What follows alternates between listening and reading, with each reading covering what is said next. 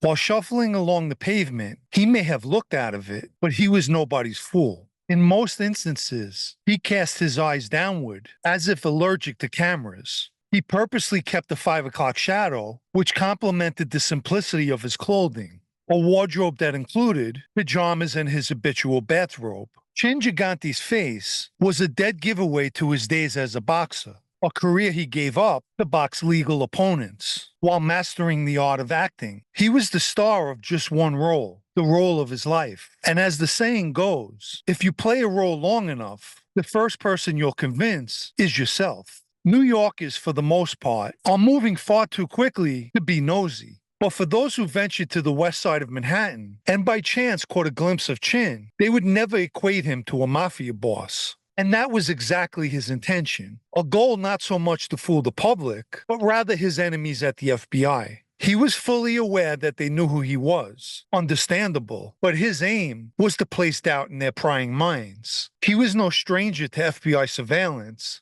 and fully used it to his advantage. After all, FBI agents' job was to observe and report, so why not control what they're observing? He obviously made a decision one day, or had the idea, to use the Crazy Act as a defensive shield against law enforcement. But the act of playing crazy was an old trick. I've heard numerous stories where guys played the Crazy Act in court and would be found unfit to stand trial, therefore beating the charges against them. These stories involve guys defecating in their pants and then smearing it all over a defense table, or more often than not, on themselves. Many photos of Chin depict him being supported by someone, displaying a person who needs help. In other words, someone who's unsteady, which can easily bring to mind the following question: how can a person who needs help functioning run a criminal organization?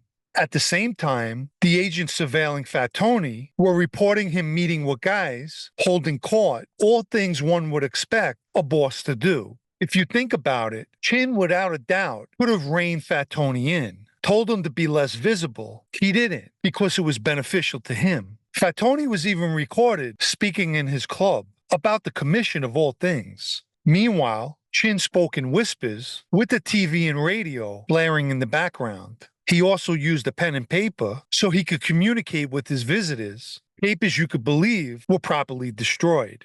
He mastered this art of deception for decades, an act not made for everyone and one not many could pull off. Fellow members, including bosses, found his ways and actions very odd, yet gave him his due respect. Many things can be said about Chin, but one thing's for certain: the act was his legacy, and no one did it better.